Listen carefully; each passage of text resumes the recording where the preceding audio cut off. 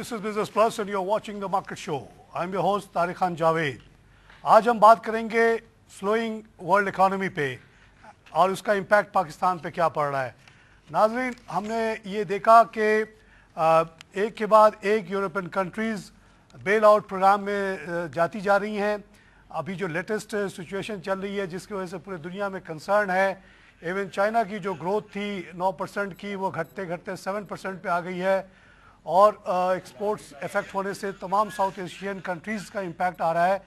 पाकिस्तान में भी उसका इम्पैक्ट है. पाकिस्तान की स्टॉक मार्केट भी गिर रही है लाइक ऑल अदर कंट्रीज़. कल डाउ जोन ने 2% ड्रॉप दिखाया. पाकिस्तान में भी 88 पॉइंट की कटौती आई. तो ये अब हम ये देख रहे हैं कि स्पेन ने फॉर्मली आज रिक्वेस्ट कर ली 100 बिलियन यूरो की बेल आउट पैकेज की. इसका मतलब ये है कि स्पेन ने तमाम वो कंडीशंस मान ली हैं जो European union, European central bank और IMF ने इम्पोज की थी. कुछ दिन पहले तक वो रेजिस्ट कर रहे थे कि उसमें से एक जो कंडीशन है वो उनके लिए बहुत ही डैमेजिंग है. वो ये है कि जो भी कैश फ्लो स्पेन के पास आएगा उस पर पहला हक जो होगा इस लेंडिंग ग्रुप का होगा. उनको सेटिस्फाई करने के बाद ही वो स्पेन अपने लिए कुछ यूज़ कर सकेगा. एक तरह की उनकी सॉवरेनिटी जो है वो ख़त्म हो रही है इस तरह से. एक और इंटरेस्टिंग और डिस्टर्बिंग खबर जो है वो ये है कि एक छोटा सा मुल्क स्पेन, साइप्रस, उसने भी जो है ना बेल आउट की रिक्वेस्ट कर दी है. अमाउंट हमें अभी नहीं पता. व्हाट इज दिस इंडिकेट्स कि ये पूरा सऊदर्न यूरोप जो कि टूरिज़म पे बहुत ज़्यादा डिपेंडेंट था क्योंकि वहाँ सूरज बहुत होता है और वेस्ट में आपको पता है कि टूरिज़म जो है उसका बीच से ही रिलेट किया जाता है उसको. तो बीचेस पे जो इतनी ज़्यादा डेवलपमेंट हुई थी, इतने ज़्यादा रियल इस्टेट बने थे ऑन द एक्सपेक्टेशन कि कंटिन्यूसली ये टूरिज़म बढ़ता रहेगा, वो रिवर्सल पे चला गया बिकॉज ऑफ बैंकिंग इश्यूज़. तो उसकी वजह से प्रॉपर्टी जो मार्केट थी इन बीचेस की वो बस्ट हो गई है. तो उस पर स्पेन भी इफेक्टेड है, पुर्तगाल भी है, अब ये छोटा सा मुल्क साइप्रस भी आ गया है. नाज़रीन, इन हालात में पाकिस्तान पे इसका क्या इम्पैक्ट पड़ेगा, इस सिलसिले में बात करने के लिए मैंने दावत दी है मोहम्मद मंशा चूरा साहब को, जो कि फॉर्मर वाइस प्रेसिडेंट हैं FCCI के और मंशा ग्रुप ऑफ कंपनीज़ के मालिक भी हैं. मंशा साहब, दुनिया अब ग्लोबल विलेज कहते हैं. अब हम लोग चाहें कि हम स्पेन की खबरें ना सुने, अपने आप को दूर रखें इससे, तो ये आजकल मुमकिन नहीं है. अब देखिए चाइना जैसी इतनी ग्रोइंग इकॉनमी, उस पर भी इम्पैक्ट आ गया.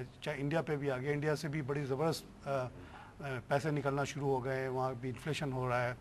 पाकिस्तान में भी उसका इम्पैक्ट है. पाकिस्तान में और इश्यूज़ तो हैं जो आप लोग बताते रहते हैं, लेकिन ये भी एक फैक्टर आ रहा है. आपकी अगर फैक्ट्री है, यूरोप एक्सपोर्ट करते थे आप, उस पर अब कटौती आएगी. तो इसको कैसा देखते हैं, ये जो स्पेन में हुआ, ये पुर्तगाल में हुआ? बात यह है कि इंटरनेशनली 3-4 साल पहले अमेरिका में ये शुरू हुआ. अमेरिका की इकनॉमी बिल्कुल ज़ीरो हो गई. या लोन जो उनको देते थे और जहाँ जो उनकी प्रॉपर्टी है उसमें लोगों ने बड़ा लॉस किया. सबसे ज़्यादा अमेरिका और बरतानिया में 3 साल पहले जो है 2008-2009 से ये शुरू हुआ. उसको बेल आउट करने के लिए अमेरिका ने तकरीबन $20 बिलियन के करीब लोगों को दिया. अभी तक वहाँ जो है ना वो स्टेबिलिटी नहीं आई है. ये इससे आगे चलते चलते बरतानिया में यही हाल हुआ. उसके बाद अब स्पेन और जो है पुर्तगाल में ये हाल हुआ कि जब लोगों के पास पैसा नहीं होगा, इनकम नहीं होगी, सरप्लस इनकम नहीं होगी, तो टूरिज्म पे कैसे जाएंगे. वाह वाह, क्या ज़बरदस्त बात. सबसे पहले ज़रूरी है कि सरप्लस हो. सरप्लस है. वो जो मंशा साहब, इसमें जो एक स्पेशल चीज़ थी वो ये थी कि ये कहते हैं कि अभी अमेरिकन जितने हैं वो अपने इक्विटी से 110% ज़्यादा बोरो कर चुके हैं. आप देखिए वहाँ जाके, कि आपने देखा ही होगा कि एक मामूली टैक्सी ड्राइवर भी बेहतरीन घर में रहता है, बेहतरीन गाड़ी चलाता है, बेहतरीन टूरिज़्म करता है, क्योंकि उसको क्रेडिट अवेलेबल था बहुत सस्ता, बहुत ही चीप रेट पे. लोन 40 साल का लोन 7% पे मिल जाता है. बिल्कुल सही. गाड़ी का लोन ऑलमोस्ट 3% पे मिल जाता है. तो लोगों ने कहा यार सस्ता करो. टूरिज़्म भी क्रेडिट कार्ड के ज़ोर पे होता था. एक आदमी के पास 20-20 क्रेडिट कार्ड. वो स्पेन जा रहा है, वो साइप्रस जा रहा है, वहाँ जा रहा है, एक कार्ड का लिमिट ख़त्म हुआ तो दूसरे से पे कर दिया, दूसरा का ख़त्म हुआ तीसरे से पे कर दिया. तो इस तरह से they were living beyond the means. तो ये जो 2008 का आपने जिक्र किया कि तमाम बैंक्स ही बैठ गए क्योंकि प्रॉपर्टी मार्केट बैठ गई, तो वो उन्होंने सारे क्रेडिट लाइन ही खींच लिए, उसी का इम्पैक्ट आप बिल्कुल सही कह रहे हैं। आस्ते आस्ते इंग्लैंड पे आया, अब इधर इन मुल्कों पे आ रहा है। दो तरीके से कट गए, एक तो टूरिज्म ख़त्म हो गया because of lack of credit card and money, extra money, और दूसरे यहाँ भी प्रॉपर्टी की जो है ना वैल्यू धड़ धड़ धड़ धड़ नीचे जा रही है। स्पेन जो 100 बिलियन ले रहा है उसमें से 60 बिलियन सिर्फ जो है ना बैंकों को रिकैपिटलाइज करने के लिए, उनके इक्विटीज़ ख़त्म हो चुके हैं, उनके लॉसेज इतने ज़्यादा हो चुके हैं। 60 बिलियन तो वही चले गए, यानी कि that is gone to dustbin. 60 billion उसने कर्जा लिया और गड्ढे में फेंक दिया, 40 बिलियन वो रख रहा है एक्स्ट्रा। ये बड़ी अजीब सिचुएशन पैदा हो गई पूरी दुनिया में, इससे पूरी इकोनॉमी ग्रो स्लो होती जा रही है। जब डाउन हुई, फेल हुई, अमेरिका से यूरोप तक आई, तो उसमें जॉब भी उनकी चली गई। हाँ, जब फायर 20% अनएम्प्लॉयमेंट इस वक्त स्पेन में है। हाँ, जब फायर हो गई उनकी, तो वो टूरिज्म पे कैसे कोई जाएगा। पहले बड़ी सबक बात आपने कही कि टूरिज्म तो उस वक्त होता है जब फाजिल हो गई। जॉब ही नहीं है, खाने को नहीं है, रहने को पैसे, किस्तें वापस करने को नहीं है, तो फिर टूरिज्म पे कैसे जाएगा। इस तरह पूरा ये चल रहा था, लोन पे पूरा यूरोप अमेरिका सस्ते लोन की वजह से सारा चल रहा था। और लिविंग बिहाइंड द मीन, जो लोग अपनी ज़रूरत से ज़्यादा थोड़े से पैसे कमाते हैं, बड़े बड़े घर ले लेते हैं, बड़ी बड़ी गाड़ियाँ ले लेते हैं। अमेरिका में हमारे भी कुछ दोस्त थे, उन्होंने बड़ी बड़ी गाड़ियाँ ली हुई थी। उनको देख के ऐसा लगता है यार हम लोग कहाँ पीछे रह गए, ये बहुत आगे निकल गए। तो 4-4 हज़ार गज के बंगलों में अमेरिका रह रहे हैं। हमने कहा यार हम छोटे छोटे घर में रह रहे पीछे है। अब जब बाद में साल बाद पता चला तो बेचारे बड़े तकलीफ में थे। पता चला कि वो 4,000 के ऊपर कर्जा इतना ज़्यादा है, उतने घर की वैल्यू नहीं है। वो पूरे जितने रहने हैं, वो आने जाने के रहना, खाना पीना रहना मुश्किल हो गया उन लोगों के लिए। और बहुत सी जॉब फायर हुई, बहुत से लोग वापस आए, बहुत सी तकलीफ में है। जो लोग सेल्फ एम्प्लॉयड थे वो तो चल रहे हैं, सेल्फ एम्प्लॉयज डिपार्टमेंटल स्टोर थे उनमें काम कर रहे हैं, और छोटे छोटे जॉब कर रहे हैं, छोटे छोटे जो है कर रहे हैं, उसमें वो बेहतर रहे। वरना बहुत तकलीफ में रहे हैं और अभी तक तकलीफ से निकले। वहाँ से चलते चलते ये काम दुबई तक आया था, और दुबई में कितने बिलियन पाकिस्तानी और इंडियन ने पैसा जो है डुबोया था। और सारे जर्मनी, सारा यूरोप, उसके सारे जो लोग थे वो बहुत से कितने लाखों लोग जो है, कितने मिलियन लोग एयरपोर्ट पे गाड़ियां छोड़ के चले गए, भाग गए थे। क्योंकि उन पे कर्जे ज़्यादा थे। उन्होंने कहा कि रहेंगे तो कर्जा देना पड़ेगा, उससे से भागे। अच्छा देखिए, आपने बड़ी अच्छी दुबई की बात की। Unlike other parts of this region, जैसे अबू धाबी के बारे में आप ऐसी खबर नहीं सुनते, कतर के बारे में ऐसी, सऊदी अरेबिया की वो कर्जा लेके अपना शो मारे। In the case of Dubai उसने बेइंतहा कर्जे ले लिए दुनिया भर से, और ये बुर्जुल फलाना, और ये समुंदर के अंदर शहर बसाना, और ये कि दुनिया भर के लोग आ जाएंगे और इतना महंगे अपार्टमेंट बिकेगा। बोरोड मनी पे उसने काम किया। आखिर में बैंकों का एहसास हुआ कि यार ये तो दे नहीं सकता, ये प्रोजेक्ट तो फेल हो गए। उन्होंने डिमांड कर लिया, इसी वजह से वो ज़बरदस्त जो प्रॉब्लम आई थी वहाँ पे। तो ये ओवर बोरोड यानी पैसे कर्जे लेके शो मारना जो है, ये बहुत ही अहमकाना बात है। जब ओवर बारो ले करता है बंदा और उसका सिस्टम में डिस्टर्बेंस आ जाती है तो वो फौरन फेल हो जाता है। तो ये सिस्टम एक इंडिविजुअल पे भी आप देख सकते हैं, क्योंकि आदमी बहुत हाई स्टैंडर्ड ऑफ लिविंग में रह रहा है कर्जे पे, तो वो तो बिल्कुल वनरेबल है, किसी वक्त भी वो जेल चला जाएगा। इसलिए हमारे जो इस्लाम है उसमें म्याना रवि को बड़ा तकवीत दी है। बिल्कुल सादा और म्याना रवि में जो लोग रहे हैं, जो कौमें रही हैं, वो हमेशा कामयाब। इस्लाम तो आपको अलाउ ही नहीं करता कि आप बिला वजह का खर्चा उठा। म्याना रवि ये भी नहीं कहता कि बिल्कुल सुंगड़ जाओ, ये भी नहीं कहता बिल्कुल फैल जाओ, जितना है उतना करो, चादर दे के पैर, चादर के मुताबिक पाँव पिलाओ, और इस तरह हम आगे बढ़ सकते हैं। ये सारा यूरोप और अमेरिका जो है इसी वजह से था कि कर्जे पे चल रहा था, और कर्जे बहुत ही कम रेट पे थे। जब सिस्टम टूटा तो सारे की सारे चेन फेल हो गई। अभी इस पे सर एक बात अभी तक के आप देखें कि आज भी अगर चाइना उनसे रिजर्व से अमेरिका से पैसे निकाल दे तो एकदम धड़म बिल्कुल बैठ जाएगा। डॉलर की तो कोई वैल्यू ही नहीं रहेगी। ये चाइना ने सहारा दिया हुआ है। अभी भी चाइना गिरते गिरते भी 1 खरब और 77 अरब डॉलर की उसकी एक्सपोर्ट है। अभी रिसेंटली हम चाइना का दौरा किया है, तो चाइना अभी भी चाइना खुद थोड़ा सा अपने आप को स्लो कर रहा है ताकि इकोनॉमिक दुनिया के साथ चले। वहाँ भी सुना है मुंशी साहब, क्या सही है कि उनको भी खौफ हुआ है कि जो जिस तरह दुनिया के और जगह प्रॉपर्टी मार्केट बबल बस्ट हुआ है, तो चाइना भी कह रहा है कि ज़रा सा प्रॉपर्टी पे लैंडिंग वेंडिंग कम कर दो। चाइना में थोड़ा सा टाइट ज़रूर किया है, लेकिन चाइना में पर कैपिटल इनकम जो है बहुत ज़्यादा है। हमारी तकरीबन 7,000 पाकिस्तान की लेबर की तनख्वाह है, उनकी 25,000 के करीब अच्छा। पर लेबर की तो तनख्वाह। उसी 25,000 के बेसिस पे लोग बड़े कर्जे ले लेके बड़े बड़े घर खरीद रहे थे, तो उनको कहा कि ज़रा स्लो डाउन करो, वो वही हाल ना हो जाए अमेरिका वाला। अभी भी उनके यहाँ इंडस्ट्रियलाइजेशन हो रही है, हाई टेक में वो चले जा रहे हैं। दुनिया के सारे ब्रांड जो है वो चाइना में चले गए हैं। अब तो सारे बड़े बड़े ब्रांड जो है चाइना बना रहा है। और ये जो यूरोप था, स्पेन था, पुर्तगाल था, ये सारे जो है ये बिल्कुल बैठे जा रहे हैं। जहाँ सारे टूरिज़म का जोर था, हमारे आप देखें इजिप्ट ही है, इसमें पॉलिटिकल डिस्टर्बेंस की वजह से वहाँ भी काफ़ी मसला हुआ, आगे भी मसला हुआ। अब इजिप्ट भी टूरिज्म पे टूरिज़म पे करता है, उसकी 70% जो इनकम है टूरिज़म पे है। तो जहाँ भी टूरिज़म के ऊपर सरप्लस इनकम नहीं होगी, लोगों को टूरिज़म में कैसे जाएंगे।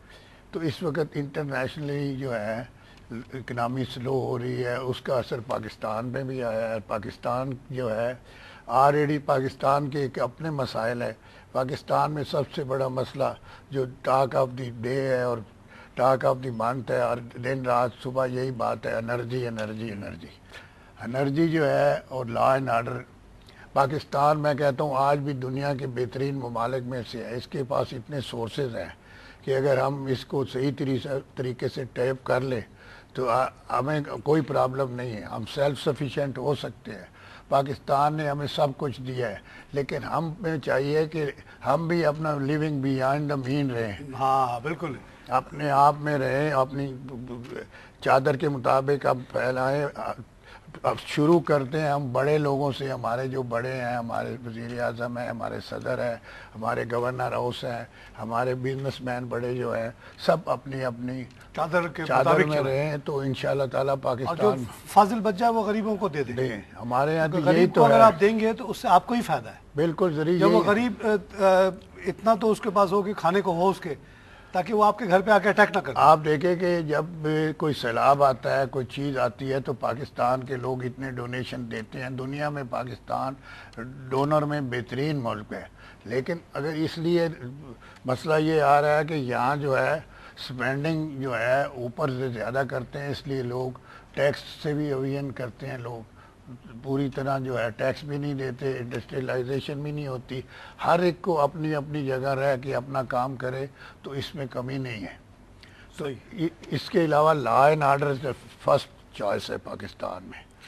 देखिए इस पे तो जाहिर है कोई भी हुकूमत का बेसिक ड्यूटी यही है कि लॉ एंड ऑर्डर आपको प्रोटेक्शन देना। आपसे कहा जाता है कि बंदूक लेके ना घूमो, कि हम बंदूक लेके घूम रहे हैं, हम आपको प्रोटेक्शन देंगे। और अनफॉर्चुनेटली सिंध में तो अब ये हुआ कि उन्होंने कहा बिजनेसमैन के कि आप अपने पास बंदूक रखें, जो भत्ता मांगना है उसको गोली मार दें। यानी स्टेट हैज़ फेल्ड, है ना। बिल्कुल। अब आपका मंशा साहब का, तारिक खान का काम तो नहीं कि लड़कों को गोली मारे बाद में अफसोस करते फिरे कि वो गरीब घर का बच्चा था, किसी तकलीफ की वजह से ये हरकत कर रहा था। आपका ज़मीर हमेशा आपको गवारा ये तकलीफ देगा अगर आप किसी को मार देंगे। लेकिन ये कह रहे हैं, हमें खुल के कह रहे हैं कि जी हम तो आपको नहीं बचा सकते, आप खुद ही मार दें। ये सूनर और लेटर हमें ये करना होगा। लॉ एंड ऑर्डर बेहतर करेंगे तो गरीब जो है अगर उसको जॉब नहीं मिलेगी, लॉ एंड ऑर्डर ठीक नहीं होगा तो जॉब नहीं मिलेगी। और हम लोग क्या करते रहे हमेशा, हम लोगों ने ये कोशिश की कि बच्चों को जॉब दे दें, ताकि वही बच्चे जिसको हमने जॉब दे दी आज से 10 साल 20 साल पहले, वो गुंडा बदमाश नहीं बना। बिल्कुल सही है। और नहीं देते तो शायद वो बन जाता। किसी की मजबूरी है, किसी की माँ बीमार है, किसी का बेटा बीमार है, किसी के बच्चे की फीस नहीं है, तो वो क्या करेंगे। जॉब देंगे, जॉब देने के लिए हमें जो है इंडस्ट्रियलाइजेशन करना ज़रूरी है। अब हमारे यहाँ इंडस्ट्रियलाइजेशन बिल्कुल बंद हो चुकी है। अगर कोई बाहर से आता है उसको प्रोटेक्शन नहीं। हमारे इंटरनेशनली पाकिस्तानी भाई जो इंटरनेशनली बाहर रहते हैं, लिविंग अब्रॉड, उनके पास इतने डॉलर हैं कि हमें किसी से कर्जा लेने की ज़रूरत नहीं है।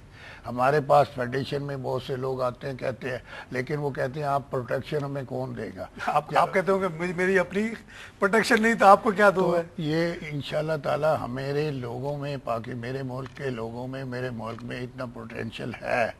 जिस वक्त भी थोड़ा सा हम ये बेहतरी शुरू हो जाएगी, वो उसको हमें बेहतर करना होगा, और करने के बाद हमें इंशाल्लाह बाहर से ज़रूरत नहीं आएगी। जो आपने हमारे पास वालों की बात देख की, लें, उनके नुमाइंदों ने आके हमें अपने यहाँ के प्रोग्राम में बताया कि अगर 8 मिलियन ओवरसीज़ पाकिस्तानी जो इस वक्त बैठे हैं, जो कि एक अनफॉर्चुनेट सिचुएशन है, यहाँ जॉब नहीं थी तभी तो बेचारे बाहर गए ना। कोई भी आदमी खुशी से तो नहीं अपना मुल्क छोड़ के, माँ बाप को, भाई बहन को छोड़ के जाता है, लेकिन जो हालात हैं जो आप बता रहे हैं उसकी वजह से 8 मिलियन लोग बाहर बैठे हुए हैं। 13 बिलियन तो वो हर साल आपको पैसे भेज रहे हैं वो। उसके अलावा वो कहते हैं कि जी इनके पास अगर इनके तमाम दौलत को आप जमा करें, जो इनके पास पैसे मौजूद हैं इनके हाथ में, वो 1000 बिलियन है। 1000 बिलियन अगर आ जाए इस मुल्क में तो आप सोचिए कि क्या होगा, तो आवे काबा बदल जाएगा। ये जैसे इमरान खान ने उस दिन कहा कि डॉलर की बारिश हो जाएगी, वाकई बारिश हो सकती है, लेकिन उसके लिए आपको एक फील्ड तैयार करना पड़ेगा। चाइना की भी यही मिसाल है। आप चाइना आप देख के आ रहे हैं, आप आज बता रहे हैं मुझे कि 25,000 तनख्वाह हो गई। मैं जो हांगकांग में होता था 92 में, तो वहाँ शायद पाकिस्तानी रुपीज़ में क्या बताऊँ मैं आपको, 1000 रुपये भी नहीं होते थे, इतनी गुर्बत थी वहाँ पे 90 में। बाकी भी याद बिल्कुल लोग कह रहे थे कि चाइनीज एक दूसरे को खाएंगे। हम भी जाते थे, साइकिल पे चलते थे। अब 4-4 6-6 सड़कें हैं, साइकिल की अलग है, मोटरसाइकिल की अलग है, गाड़ी की अलग है, ट्रक की अलग है, सब पुलें हैं और जाल बिछाया हुआ है। जब ये इसने पहला शेंजन वाला डेंजोपेंग ने इकोनॉमिक फ्री जोन बनाया, तो हमारे बैंक में बड़ी मीटिंग हुई कि यार ये वाकई ये कर रहा है, ये वाकई कर रहा है, या ये झूठ बोल रहा है, कम्युनिस्ट आदमी है, झूठा है, इसने इतने लोगों को मारा है। लेकिन उसने किया, और आज देखिएगा आज 25,000 पे लोग पहुंच गए। यहाँ पे मशा साहब लेते हैं ब्रेक। नाज़रीन हम लेंगे छोटा सा ब्रेक के बाद फिर हाजिर होते हैं।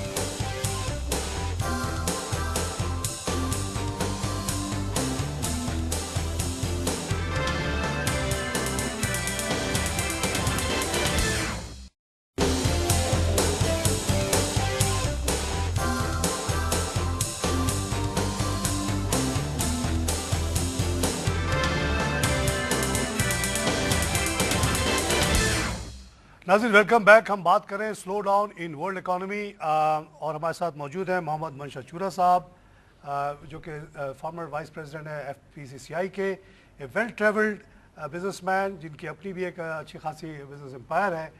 वो ये कह रहे हैं कि ये बात बिल्कुल सही है कि जो क्राइसिस, क्रेडिट का क्राइसिस शुरू हुआ अमेरिका में 2008 में, जिसके पीछे प्रॉपर्टी मार्केट के बबल का बस था, वो चीज़ अब ट्रेवल करते करते यहाँ तक यूरोप, साउथर्न यूरोप, यहाँ तक अब साइप्रस तक आ गया है कि लोगों ने घर बहुत ज़्यादा बना दिए कर्जे लेके, अब वो बिका नहीं, तो उसकी वजह से जो है बैंक से बैठ गए, उसके बाद पूरी इकोनॉमी बैठती चली जा रही है। Spain is the latest country which has now applied for 100 billion euro bail out plan. Cyprus ने भी बेल आउट मांग लिया।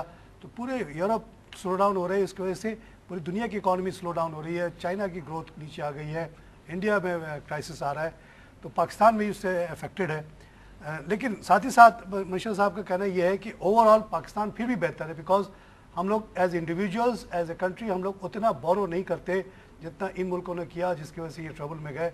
पाकिस्तान में अभी भी बड़ी गुंजाइश है। ये वक्त एशिया का है जहाँ के लॉस कॉस्ट ऑफ लिविंग कम है, उसमें पाकिस्तान भी शामिल है। अभी चाइना का जिक्र कर रहे हैं, अभी वहाँ से वो क्या है कि चाइना में अब वेजेस बढ़ते बढ़ते 25,000 हो गए हैं एवरेज पाकिस्तानी, जबकि हमारे यहाँ 6-7 हज़ार है।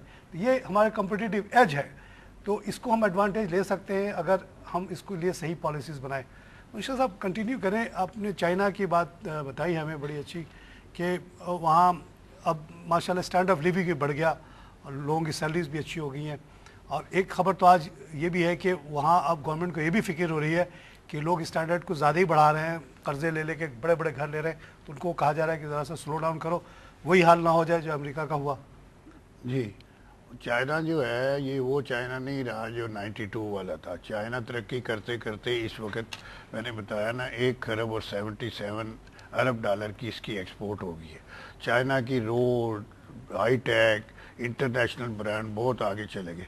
अब चाइना के जो लेबर है उसकी भी तनख्वाह इतनी ज़्यादा बढ़ गई है कि चाइना सोच रहे हैं कि लोकल उनके यहाँ चीज़ें जो हम यहाँ इम्पोर्ट करते हैं वो सस्ती हैं और लोकली उनकी महंगी है, क्योंकि वहाँ जो है कास्ट ऑफ लिविंग जो है महंगी होती है। बहुत बड़ी अपॉर्चुनिटी है पाकिस्तान जैसे मुल्क के लिए। जी, पाकिस्तान जो है, इसलिए चाइनीज़ जो है वो पाकिस्तान को तरजीह देते हैं। चाइना हमारा बड़ा टेस्टेड फ्रेंड्स है और इस वक्त एशिया की सदी, और चाइना के साथ सार्क के सारे ममालिक 8 के ऊपर हमारी मीटिंग हो रही थी, जिसकी प्रेजेंटेशन जो है पाकिस्तान की थी। हमारे तारिक सईद साहब जो है बिजनेस लीडर, वो 8 ममालिक को वहाँ पर कर रहे थे। और इसकी तारिक सईद साहब की तो बड़ी कंट्रीब्यूशन है इस सिलसिले में। हाँ, तारिक सईद साहब ने वहाँ हमने 2 फेडरेशन चैम्बर ऑफ कॉमर्स में 2 जो है ना ऑफिस भी खोलने हैं, कुनमिंग में और चंगडू में, जो पूरे पाकिस्तानियों को किसी की भी कोई हेल्प की ज़रूरत हो तो वो उससे हेल्प ले सकते हैं। परमानेंट ऑफिस खोल दिए हैं, और चाइनीज़ गवर्नमेंट ने हमें वहाँ जो है फ्री ऑफ चार्ज ऑफिस दिए हैं। तनख्वाह के लिए हम खुद देते हैं, चाइनीज़ वहाँ बंदे रखे हुए हैं। चाइना में हमारी जो एक्सपोर्ट पहले बहुत कम थी, अब एक्सपोर्ट टेक्सटाइल की पहले चाइना से इंपोर्ट होती थी, अब एक्सपोर्ट भी शुरू हो गई है। अच्छा, हमारे यहाँ जो है हैंडीक्राफ्ट भी एक्सपोर्ट हो रहे हैं। अभी जो है कुनमिंग और चंगडू में एग्जीबिशन थी 2, जिसके लिए हमें स्टॉल फ्री ऑफ चार्ज दिए गवर्नमेंट चाइना ने। उसके ऊपर हमारे बहुत से 100-150 हमारे पार्टिसिपेंट गए, हमारे हैंडीक्राफ्ट ले गए, बहुत अच्छा रिजल्ट आया, बहुत ऑर्डर बुक किए। चावल राइस के लोग भी वहाँ गए। अच्छा, राइस भी बेच के आ गए। गए। ईरी ज़्यादा वहाँ चलता है। हाँ। तो उसके लिए पाकिस्तान के काफ़ी 400 तकरीबन लोग अभी इस पिछले महीने की यकम को गए, और हम लोग 10, 12, 15 तारीख तक वापस आए।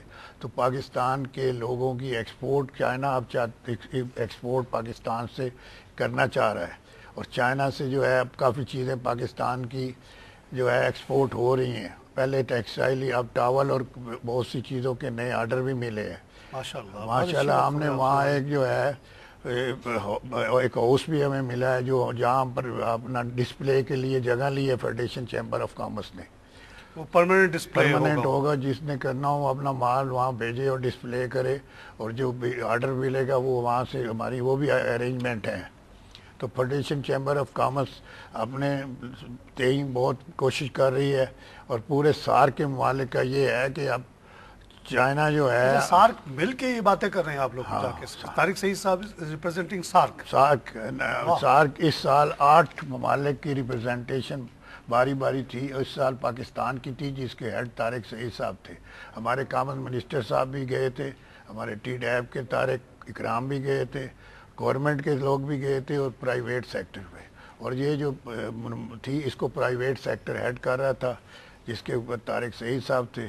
तो माशाल्लाह बड़ी कामयाब रही, और ये तय हुआ कि चाइना जो है आइंदा इन्वेस्टमेंट जो है सार्क कंट्री में जाके करेगा। और सार्क के लिए आप जो है, आपने कहा कि अभी जो प्रेसिडेंट साहब ने भी एक, हाँ, इस पर मैं आपसे ख़ास तौर से पूछना चाह रहा था कि ये जो आपने कॉस्ट डिफरेंशियल बताया, पहले तो हम अमेरिका को कंपेयर करते थे, यूरोप को करते थे, उससे हम लोग तो बहुत चीप थे। चाइना को हम समझते थे कि वो सस्ता है, इसीलिए सारी दुनिया की इन्वेस्टमेंट वहीं जा रही थी। अब आप जो आज एकदम लेटेस्ट खबर बता रहे हैं कि वहाँ 25,000 तनख्वाह, यहाँ 15,000, ये तो एक बहुत बड़ा अट्रैक्शन हो गया पाकिस्तान के लिए। हमारे बैकवर्डनेस, हमारी जो भी लॉ एंड ऑर्डर प्रॉब्लम्स, उसने हमें एक नेगेटिव तो है, लेकिन एक पॉजिटिव इम्पैक्ट ये दिया है कि हम ज़्यादा कम्पिटिटिव हो गए।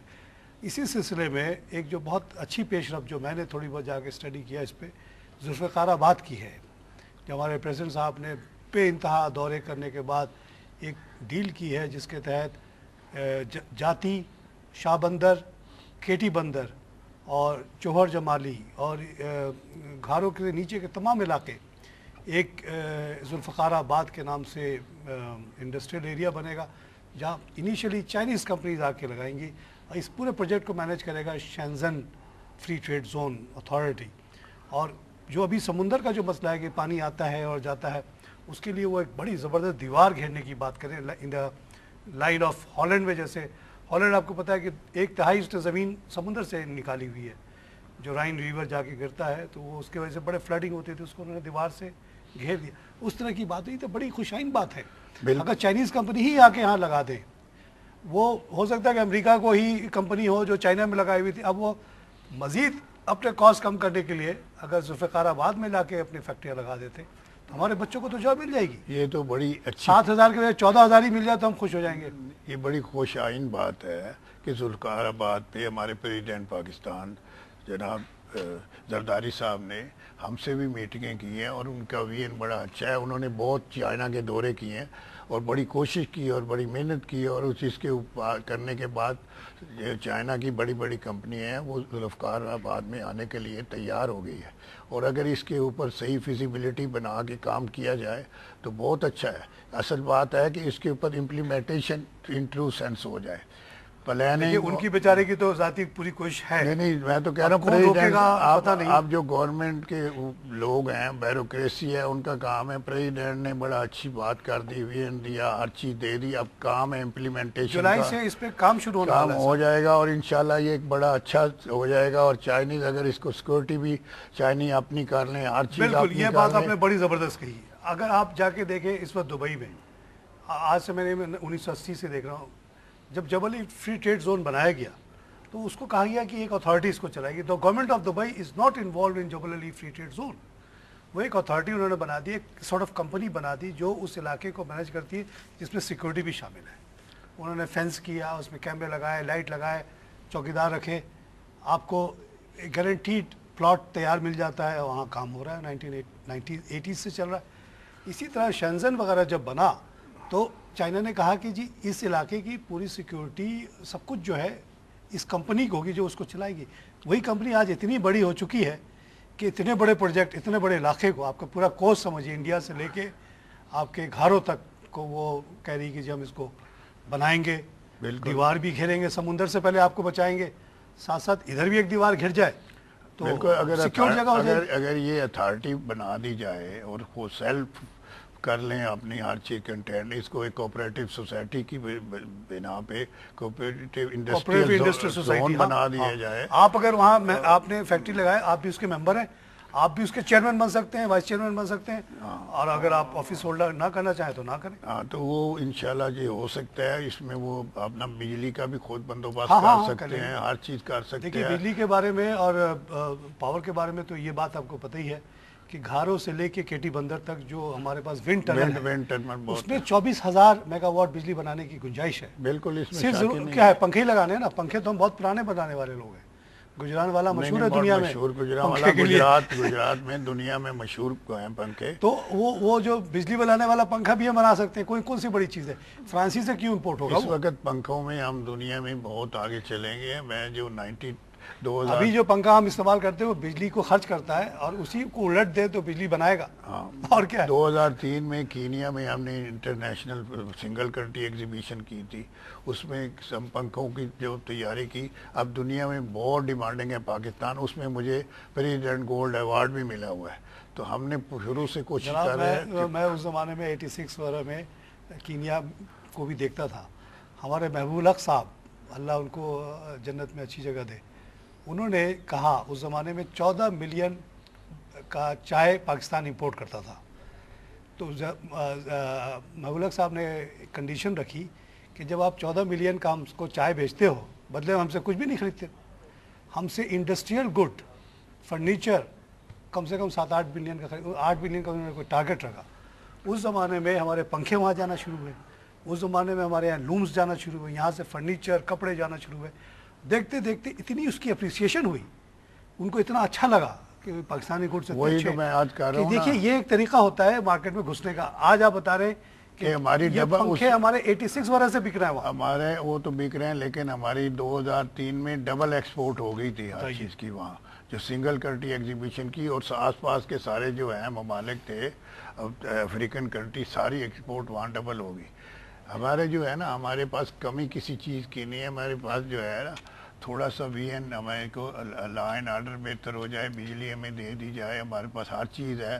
अल्लाह ताला के चारों सीज़न है। और ये जो अब बात आ रही थी जुल्फ़िकाराबाद की, लेकिन जुल्फ़िकाराबाद की बात इसलिए बहुत अहम है कि अब हम पूरे मुल्क की तो सिक्योरिटी कर नहीं पा रहे अब, लेकिन ये एक कोना है। जैसे डिफेंस का एरिया कराची में महफूज माना जाता है ना, समुद्र के किनारे है, आप उसको उसके जो एंट्री पॉइंट्स को कंट्रोल कर ले तो सेफ महसूस करता है।